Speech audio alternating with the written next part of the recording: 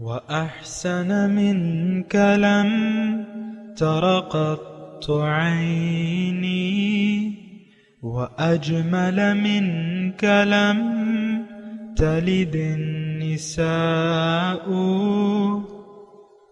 خلقت مبرأ من كل عيب خلقت مبرأ من كل عيب كأنك قد خلقت كما تشاء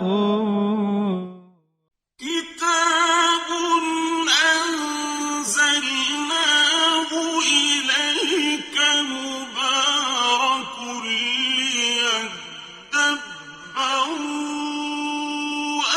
آياته وليتذكر أولو الألباب۔ یہ کتاب برکت والی ہے جسے ہم نے آپ کی طرف نازل فرمایا ہے تاکہ دانش مند لوگ اس کی آیتوں میں غور و فکر کریں اور نصیحت حاصل کریں۔ اللہم صلی علی سیدنا محمد وعلی آل سیدنا محمد بعدد کل ذرۃ مئۃ الف الف مرۃ۔ سامعین و ناظرین اکرام، السلام علیکم ورحمۃ اللہ وبرکاتہ۔ سامعین اکرام، سورہ طلاق آیت نمبر 1۔ وأحسن منك لم تر قط عيني۔ اس کے ساتھ آج کے سبق کا آغاز کرتے ہیں۔ سب سے پہلے گزشتہ سبق کا اعادہ ہوگا۔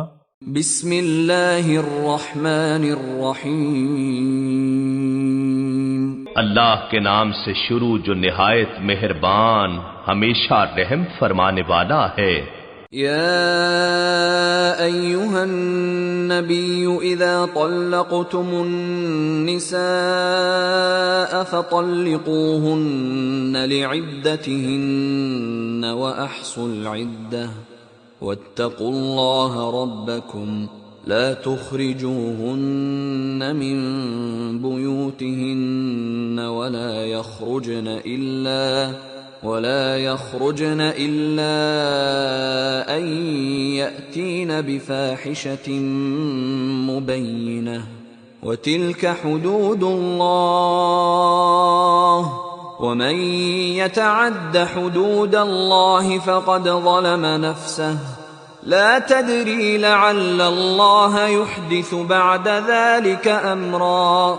اے نبی، مسلمانوں سے فرما دیں جب تم عورتوں کو طلاق دینا چاہو تو ان کے طہر کے زمانے میں انہیں طلاق دو اور عدت کو شمار کرو، اور اللہ سے ڈرتے رہو جو تمہارا رب ہے، اور انہیں ان کے گھروں سے باہر مت نکالو، اور نہ وہ خود باہر نکلیں سوائے اس کے کہ وہ کھلی بے حیائی کر بیٹھیں، اور یہ اللہ کی مقررہ حدیں ہیں، اور جو شخص اللہ کی حدود سے تجاوز کرے تو بے شک اس نے اپنی جان پر ظلم کیا ہے۔ اے شخص، تو نہیں جانتا شاید اللہ اس کے طلاق دینے کے بعد رجوع کی کوئی نئی صورت پیدا فرما دے۔ سامعین کرام، سورہ طلاق آیت نمبر 1۔ یا ایھا النبی، اے نبی، اذا طلقتم النساء، جب تم لوگ عورتوں کو طلاق دو، فطلقوہن، پس انہیں طلاق دو، لعدتہن، انہیں ان کی عدت کے لیے، وَأَحْصُوا الْعِدَّةَ، اور عدت کے زمانے کا ٹھیک ٹھیک شمار رکھو، وَاتَّقُوا اللَّهَ رَبَّكُمْ، اور اللہ سے ڈرو، اللہ کی نافرمانی سے بچو جو کہ تمہارا رب ہے۔ لا تخرجوہن من بیوتہن، نہ تم انہیں ان کے گھروں سے نکالو، ولا یخرجن، اور نہ وہ نکلیں خود، الا ان یأتینا بفاحشۃ مبینہ، الا یہ کہ وہ کسی صریح برائی کی مرتکب ہو جائیں۔ وتلک حدود اللہ، یہ اللہ کی مقرر کردہ حدیں ہیں۔ ومن یتعد حدود اللہ، اور جو اللہ تعالیٰ کی حدود سے تجاوز کرے گا، فقط ظلم نفسہ، وہ خود اپنے اوپر ظلم کرے گا۔ لا تدری لعل اللہ یحدث بعد ذلک امرا، تم نہیں جانتے، شاید اللہ تعالیٰ اس کے بعد موافقت کی کوئی صورت پیدا کر دے۔ گزشتہ مضمون میں بھی ابھی مکمل نہیں ہوا ہے، میں آپ سے یہ کہہ رہا تھا کہ زندگی ایک امتحان ہے، اس امتحان کو امتحان کے طور پہ لینا چاہیے۔ اس میں اچھے کچھ یعنی آسان سوالات آئیں گے، کچھ مشکل سوالات آئیں گے۔ مشکل سوالات سے گھبرانا نہیں چاہیے اور انہیں اللہ تعالیٰ اور اس کے رسول کے احکامات کے مطابق ان سے معاملہ کرنا چاہیے۔ جو بھی مشکل معاملات ہوں، یہ صرف میاں بیوی کا نہیں ہے، کبھی آپ پہ کوئی خوف کی وہ آئے گی کیفیت، کوئی ڈرائے گا، دھمکائے گا، یا کوئی دباؤ میں آپ کو لانے کی کوشش کرے گا، یا مالی طور پہ کبھی آپ بدحالی کا شکار ہوں گے یا خوشحالی کا شکار ہوں گے بسا اوقات۔ تو ان تمام صورتوں میں یہ ہے کہ واتقوا اللہ ربکم، اگر اب یعنی اس آیت میں جو باتیں ہیں جو تمام ہماری شعبہ زندگی کا احاطہ کرتی ہیں، وہ ایک تو یہ ہے کہ واتقوا اللہ ربکم، اپنے رب کی نافرمانی سے بچو۔ یعنی تقوی کا کیا مطلب ہے؟ تقوی کا میں نے آپ کو معنی بتایا ہے کہ آپ محتاط انداز سے زندگی گزاریں، یا اگر پھر اس کی تفصیل آتی ہے تو یہ ہے کہ آپ زندگی کے معاملات میں اللہ تعالیٰ کی نافرمانی سے بچیں، کوئی بھی معاملہ ہو، نہ صرف یہ طلاق کا، کوئی بھی معاملہ۔ تو تقوی الہی جو کہ ہمارا رب ہے، یہ بات جو ہے یہ تھوڑا سا آپ کو دیکھنا چاہیے۔ اور دوسری چلے میں اس میں جو دوسری بات ہے، وَتِلْكَ حُدُودُ اللَّهِ، یہ اللہ تعالیٰ کی حدود ہیں۔ وَمَنْ يَتَعَدَّ حُدُودَ اللَّهِ فَقَدْ ظَلَمَ نَفْسَهُ، جو بھی اللہ تعالیٰ کی حدود سے تجاوز کرے گا تو یہ اپنے اوپر ظلم کرے گا۔ دیکھیں اللہ تعالیٰ نے یہ جہاں تک حدود اللہ کا تعلق ہے، یہ حدود اللہ ہیں کیا چیز؟ حدود اللہ اصل میں وہ یعنی وہ ضابطۂ حیات ہے جو اللہ تعالیٰ نے ہمارے لیے پسند کر لیا ہے، وہ دین اسلام ہے جو اللہ تعالیٰ نے ہماری زندگی کے لیے پسند کر لیا ہے۔ اس میں کچھ چیزوں سے، جیسے کہ ایک آیت ہے ما آتاکم الرسول فخذوہ وما نہاکم عنہ فانتہوا، جو کام کرنے کا حکم تمہیں دیں رسول صلی اللہ علیہ وسلم تو تم اس کو کرو، اور جس سے روکیں اس سے رک جاؤ۔ اب یہ حدود اللہ ہیں۔ حضور صلی اللہ علیہ وسلم کی جو ہدایات ہیں یا جو ان کا طریقہ ہے جس بارے میں انہوں نے ہدایات دی ہیں، یہ اور اللہ تعالیٰ کے وہ احکام، یہ سب حدود اللہ ہیں۔ حضور صلی اللہ علیہ وسلم کا اسوہ حسنہ ہمارے لیے ایک حد ہے، اس سے ہم نے کمی بڑھتی نہیں کرنی۔ دوسری یہ کہ اللہ تعالیٰ کے جو احکامات ہیں، جیسے کہ یہ خانگی معاملات کے بارے میں اللہ تعالیٰ ہمیں ہدایت دے رہے، لیکن کیا یعنی بات اصل میں کیا ہے؟ بات اصل میں یہ ہے کہ ہمیں حدود اللہ کی کوئی پرواہ نہیں ہے۔ میں آج کی بات کر رہا ہوں، آج 7 مارچ 2019 ہے، تو آج کی میں بات کر رہا ہوں۔ آج ہمیں حدود اللہ کی نہ کوئی پرواہ ہے، نہ اس کا کوئی احساس ہے، نہ پرواہ ہے، اور نہ تقوی الہی ہمارے مد نظر ہوتا ہے زندگی کے عام کاموں میں۔ ہم تو ایک آزاد زندگی گزار رہے ہیں، ایک خواہشات نفس سے بھری ہوئی زندگی گزار رہے ہیں۔ دیکھیں یہاں تو طلاق کے معاملات ہیں، لیکن اس سے ہم نے یعنی جو اس میں احکامات آ رہے ہیں اس کو ہم نے ساری زندگی پر لینا ہے۔ صرف طلاق کے معاملات تو اللہ تعالیٰ کی حدود نہیں ہیں۔ اللہ تعالیٰ نے فرمایا کہ سچ بولو، جھوٹ مت بولو، دھوکہ مت دو، رشوت نہ لو، کرپشن نہ کرو، کسی کا دل نہ دکھاؤ، کسی کا حق نہ کھاؤ، یہ بھی تو اللہ تعالیٰ کی حدود ہیں۔ لا تأکلوا اموالکم بینکم بالباطل، اب ایک دوسرے کا مال باطل طریقے سے مت کھاؤ۔ تو بہرحال یہ ساری چیزیں ہیں اور اس کو میں نے اور آپ کو دیکھنا ہوگا۔ حدود اللہ کی دیکھیں آج کوئی کسی کو کوئی پرواہ نہیں ہے، کوئی جانتا ہی نہیں ہے حدود اللہ ہیں کیا۔ پھر جو تقوی ہے واتقوا اللہ ربکم، وہ بھی آپ دیکھیں کسی بھی معاملے میں، نہ خرید و فروخت کے معاملے میں، نہ تجارت کے معاملے میں، نہ زندگی گزارنے کے بارے میں، نہ اپنی پوزیشن سنوارنے کے بارے میں، یعنی دیکھیں یہ ساری تقوی میں شامل ہیں چیزیں۔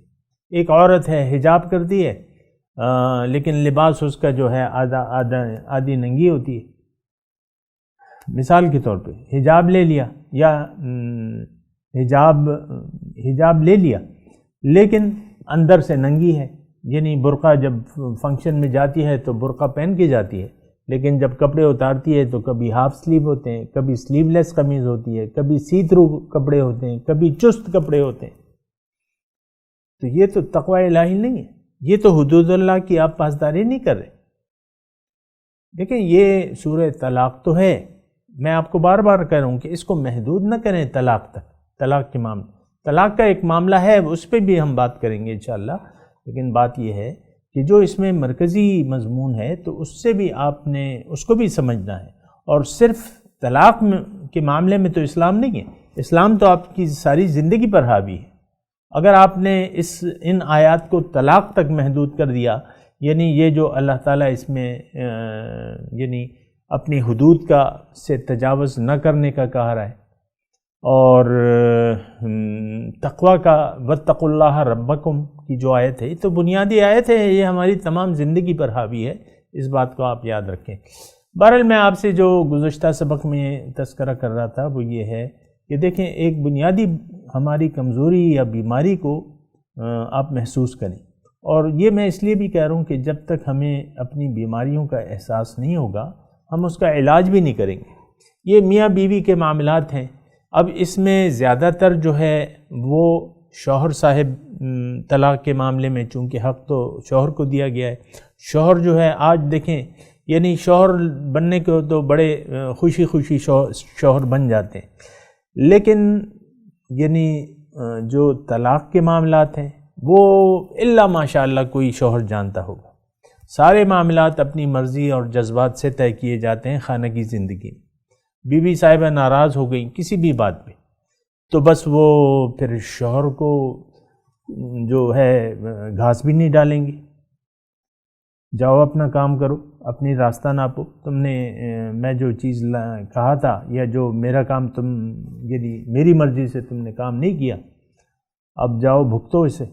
یا شوہر جو ہے، یہ صرف عورت کا معاملہ نہیں ہے، اصل میں مسئلہ جو ہے نا وہ انسان کا ہے، انسان بغاوت پہ آمادہ ہے اور رہتا ہے، یہ اللہ کے سامنے سر جھکانے کے لیے تیار نہیں ہوتا، الا یہ کہ یہ اپنے آپ کو پہچان لے، اپنے رب کو پہچان لے، اپنے منزل کو پہچان لے، اور پھر منزل تک جانے کا جو راستہ ہے اس پر جانے کا مکمل عزم کر لے، اور پھر اللہ کے حکم اور رسول کے طریقے کے مطابق زندگی گزارنے کا بھرپور ارادہ کر لے، تو تب معاملات میں سدھار آتا ہے، ورنہ تو اسی طرح ہماری جانوروں کی طرح زندگی ہے، یہ گزرتی رہے گی، موت آئے گی، پھر آپ کو پتہ چلے گا کہ حقیقت کیا تھی۔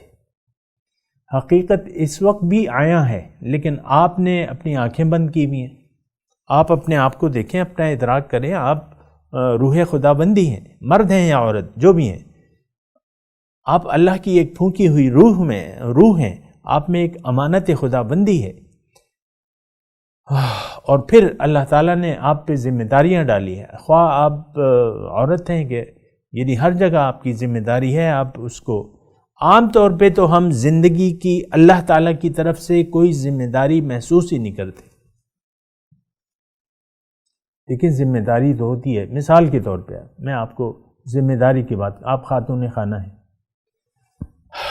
اور آپ کو رات کو مہمان آنے والے ہیں، 10 مہمان آنے والے ہیں، آپ نے جو ہے ان کے لیے 3 کلو پلاؤ چڑھا دیا،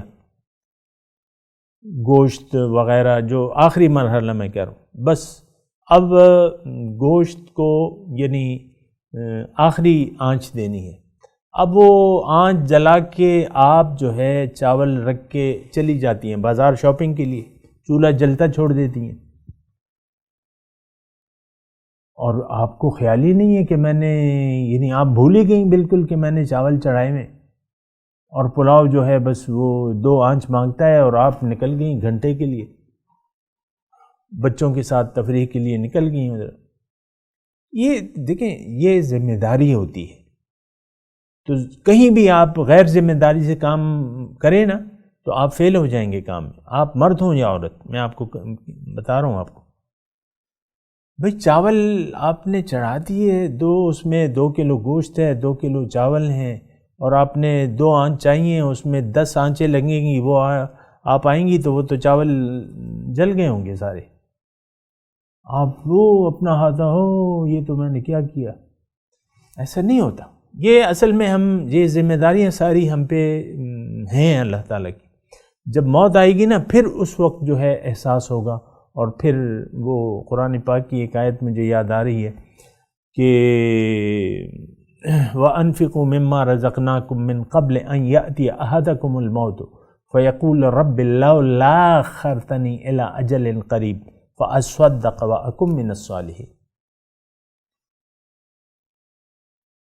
اور خرچ کرو. اللہ تعالیٰ ترجمہ یہ ہے خرچ کرو اللہ تعالیٰ کی راہ میں جو کچھ میں نے تمہیں دیا ہے، اس سے پہلے کہ وہ وقت آ جائے، موت آ جائے، موت کا وقت آ جائے، پھر تم یہ افسوس کرو کہ اللہ تعالیٰ سے دعا کرو کہ بھئی کوئی تھوڑی دیر کے لیے مجھے مہلت دے دے.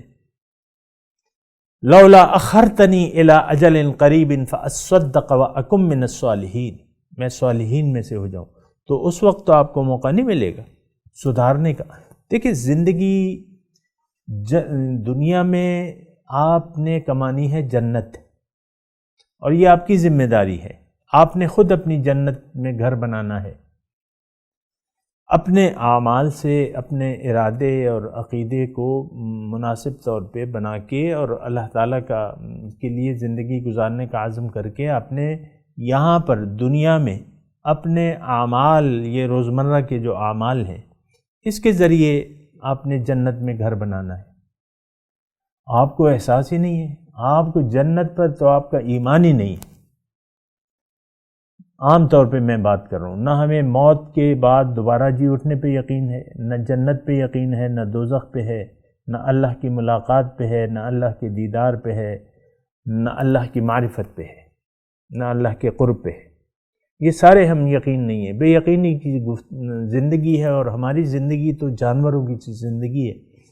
بس وہ کتا ہے، صبح اٹھتا ہے اور قصائی کے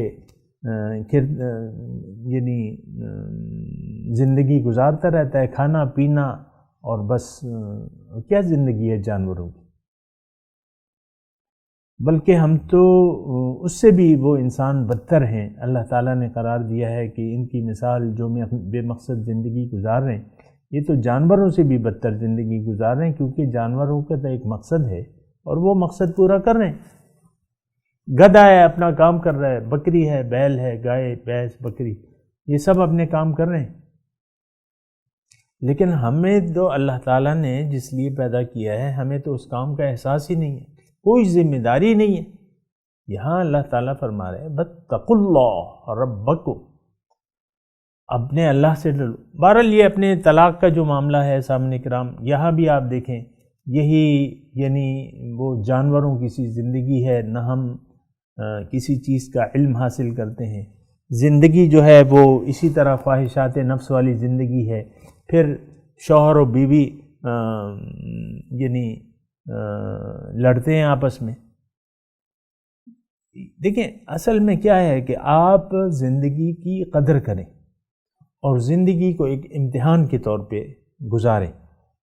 اب شوہر کا امتحان ہے. حضور صلی اللہ علیہ وسلم میرے آقا فرماتے ہیں کہ خیارکم لأہلی، تم میں سے بہترین وہ ہے جو اپنے گھر والوں کے لیے بہتر. اب بیوی کے لیے یہ ہے کہ اگر اس کے لیے شوہر کا اتنا مقام ہے، حضور فرماتے ہیں کہ اللہ کے بعد اگر کسی کو سجدہ کرنا جائز ہوتا تو میں بیوی کو حکم دیتا کہ وہ شوہر کے سامنے سجدہ ریز ہو.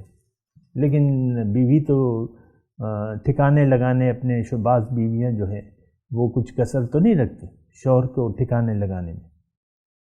ہر طریقے سے اپنی مٹھی میں رکھنا چاہتی ہیں اور پھر جو طریقے استعمال کرتی ہیں وہ آپ کو پتہ ہے.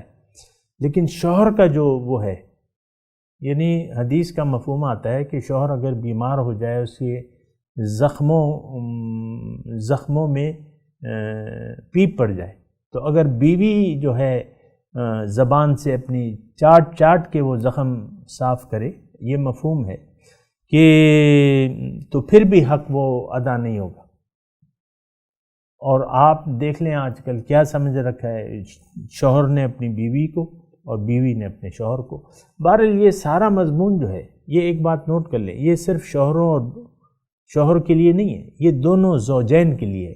اصل میں زوجین جو ہے، جو پوائنٹ کی بات ہے وہ یہ ہے، زوجین نے اس زندگی کو امتحان نہیں سمجھا، اس کو ایک عیش و عشرت اور خواہشات نفسانی کی پورا کرنے کے لیے ایک چیز سمجھ رکھا ہے زندگی کو، اور وہ خواہشات پوری نہیں ہوتی تو وہ پھر لڑتے ہیں، بحث کرتے ہیں، لڑتے ہیں میاں بیوی آپس میں، کبھی کیا مسئلہ ہوتا ہے، کبھی کیا مسئلہ ہوتا ہے۔ آپ دیکھ لیں، میں زیادہ تفصیل نہیں کرتا یہ، لیکن یہ گھر گھر کی کہانی ہے۔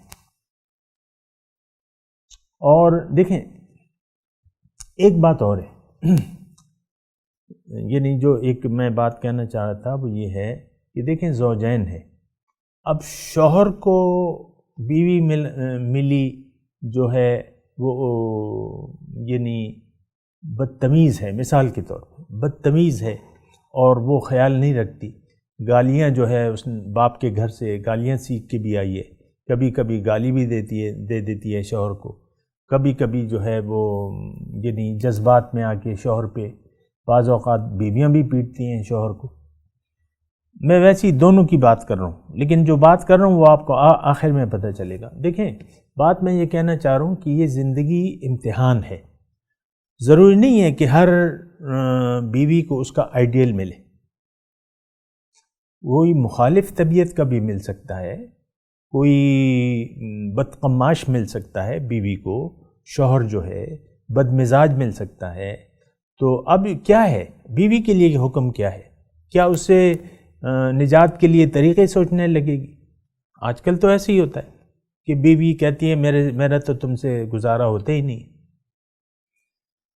تمہارے ساتھ تو میں نہیں رہ سکتی، بیوی یہ کہتی ہے میں تمہارے ساتھ طلاق دے دو مجھے، طلاق کا مطالبہ بھی کرتی ہیں بعض بیویاں۔ تو اسی طرح شوہر جو ہے اس کو اگر بیوی بدتمیز ملی ہے، جیسے کہ میں نے کہا گالی دیتی ہے اور کبھی روتی ہے، کبھی کیا کرتی ہے، کبھی کیا کرتی ہے، کبھی بدمزاج بیوی، تو دیکھیں یہ عین ممکن ہے کہ ایسا ہو، شوہر بیوی کے لیے عین ممکن ہے کہ اس کو شوہر اسے نظر انداز کرے، حقارت سے دیکھے اور اس کو اس کا جائز حق نہ دے۔ تو اس صورت میں کیا کرنا چاہیے دونوں کو، زوجین کی میں بات کروں، شوہر کو اگر ایسی بیوی ملی ہے جو کہ بس یعنی جس کی غصہ جس کی ناک پہ رہتا ہے، بس چھوٹی سی بات ہوئی نہیں اور وہ بیوی صاحبہ کو غصہ آ گیا، تو یہ زوجین میں یہ معاملہ ہو سکتا ہے۔ تو کرنا کیا ہے؟ میں آپ کو یعنی اللہ تعالیٰ کی توفیق سے یہ بات بتا رہا ہوں کہ دیکھیں سب سے پہلے جو ہے آپ نے زندگی کے بارے میں سوچنا ہے کہ جو کچھ بھی ہے میرے پاس، آپ نے یہ یعنی میں مومن بیویوں سے مخاطب ہوں کہ مومنوں کے لیے تو دنیا ایک امتحان ہے، ضروری نہیں ہے کہ نیک شوہر کو نیک بیوی ملے یا نیک بیوی کو نیک شوہر ملے، یہ ہرگز ضروری نہیں ہے، لیکن یہ امتحان ہے۔ اب یہ تو آپ اور بیوی کا جو جوڑ ہوا ہے یہ تو اللہ تعالیٰ کی مرضی سے ہوا ہے،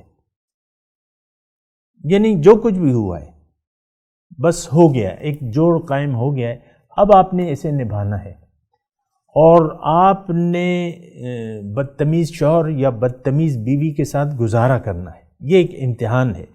شوہر کو اگر بدتمیز بیوی ملی ہے یا بیوی کو بدتمیز شوہر ملا ہے تو ان دونوں کے لیے ایک امتحان ہے۔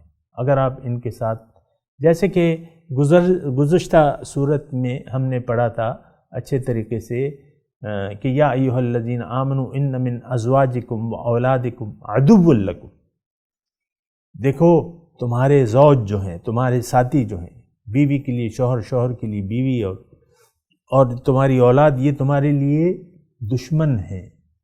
اب دشمنی سے جب دشمن آپ کے ساتھ مل جائے یا آپ کا دشمن سے سامنا ہو جائے تو اب یہ اس دشمن سے آپ نے دشمنی نہیں کرنی. وَإِن تَعْفُوا وَتَغْفِرُوا، وہ ٹھہرے میں آپ کو پوری وہ آیت بھی پڑھ کے سناتا ہوں. بڑی اچھی آیت ہے اگر اس کو ہم دیکھیں اور یعنی اس کے مطابق جو ہے اللہ تعالیٰ کے احکامات کے مطابق جو ہیں وہ سوچیں تو پھر ٹھیک ہے. یہ دیکھیں، یا ایھا الذین آمنوا ان من ازواجکم و اولادکم عدو لکم، اے ایمان والو تمہارے زوج اور تمہاری اولاد یہ تمہارے لیے آزمائش ہیں، دشمن ہیں، دشمن ہو سکتے ہیں. ان من ازواجکم، دشمن ہو سکتے ہیں. فاحذروہم، اب حکم کیا ہے؟ ان کو چھوڑ دو، ان کو مارو پیٹو، ان سے دشمنی کرو؟ نہیں، ان سے بچتے رہو، اپنے ایمان کو بچا کے چلتے رہو، ان کے ساتھ سلوک جو ہے احتیاط سے کرو. فاحذروہم، بچو ان سے، یعنی ان کے شر سے بچو. یہ تمہارے دشمن ہے تو دشمن کے تو شر سے بچنا چاہیے. فاحذروہم، ان سے بچو. تو جب تم بچو گے تو پھر کیا ہوگا؟ وَإِن تَعْفُوا، اب دیکھیں کرنا کیا چاہیے. یہ نقطہ ہے جو میں آپ کو کہہ رہا تھا سامعین اکرام. یہ وَإِن تَعْفُوا، اب دشمن تو ہیں، بیوی بدتمیز ہے، شوہر جو ہے بدچلن ہے، بدتمیز ہے مثال کے طور پہ. اب کیا ہے کہ آپ نے قطع تعلق نہیں کرنا. یہاں دیکھیں ایمان والوں کو کہا جا رہا ہے کہ تمہارے زوج، مثال کے طور پہ یہاں فرض کر لیں یہ زوج سے شوہر کو اللہ تعالیٰ کہہ رہا ہے کہ بیوی تمہاری دشمن ہے. اب دشمن اگر ہے تو اس کو طلاق دے دو، یہ نہیں کہا ہے. ہم نے تو طلاق پہ زور دیا ہوا ہے. اول تو یہ معاملہ ہے ہی نہیں سمجھتے ہیں، یعنی یہ ایسا معاملہ ہم سمجھتے نہیں ہیں کہ یہ ایسی صورتحال ہے. جیسے میں نے آپ کو کہا کہ مومن کے لیے دنیا ایک امتحان ہے، یہ امتحان تو ہم سمجھتے نہیں ہیں. جو ہم سمجھتے ہیں وہ آپ کو میں نے کہہ دیا. بہرحال اللہ تعالیٰ ہم سے یہ کہہ رہا ہے وَإِن تَعْفُوا، معاف کر دو، درگزر کرو، بخشش کرو. تعفوا وتصفحوا وتغفروا فإن اللہ غفور الرحیم، اچھا سلوک کرو، اس سے معاف کر دو، درگزر کرو، بخشش کر دو. میں بھی تو بخشنے والا ہوں. یہ دیکھیں یہ دونوں کے لیے، بیوی کے لیے بھی اس میں نصیحت ہے، شوہر کے لیے بھی ہے. بسا اوقات شوہر جو ہے بد دماغ ہوتا ہے اور بعض اوقات بیوی بد دماغ ہوتی ہے، تو دونوں کے لیے اللہ تعالیٰ فرما رہا ہے کہ فاحذروہم، ان سے اپنا ایمان بچا کے رکھو، ان کے نرغے میں نہ آنا، ان کی بات کو قبول نہ کر لینا جو اللہ کے خلاف ہے. بس معاف کرو. تعفوا وتصفحوا وتغفروا فإن اللہ غفور رحیم. میں تلاوت کرتا ہوں، میرے ساتھ دہرائیے. اعوذ باللہ من الشیطان الرجیم. بسم اللہ الرحمن الرحیم. یا ایہا النبی اذا طلقتم النساء فطلقوهن لعدتهن وأحصوا العدة واتقوا الله ربكم لا تخرجوهن من بيوتهن ولا يخرجن إلا أن يأتينا بفاحشة مبينة وتلك حدود الله ومن يتعد حدود الله فقد ظلم نفسه لا تدري لعل الله يحدث بعد ذلك أمرا. اب ان آیت کی تلاوت اور ترجمہ. بسم اللہ الرحمن الرحیم. In the name of God, the gracious, the merciful. یا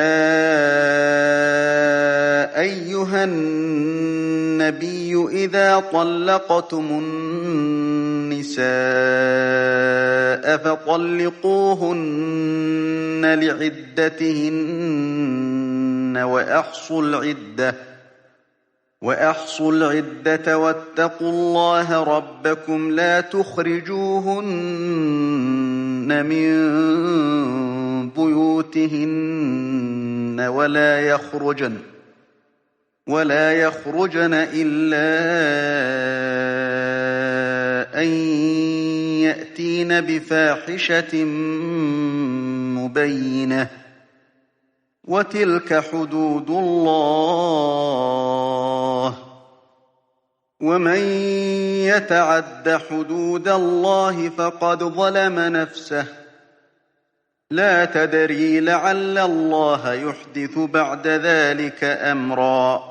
O Prophet, if any of you divorce women, divorce them during their period of purity and calculate their term, and be pious before God your Lord, and do not evict them from their homes, nor shall they leave, unless they have committed a proven adultery. These are the limits of God. Whoever oversteps God's limits has wronged his own soul. You never know. God may afterwards bring about a new situation. इसके साथ ही आज के दर्स का वक्त इख्तिताम को पहुँचा। इंशाअल्लाह अगले दर्स में मुलाकात होगी। व आखिरु दावाना अनिल हम्दुलिल्लाहि रब्बिल आलमीन। वस्सलामु अलैकुम व रहमतुल्लाहि व बरकातुहू।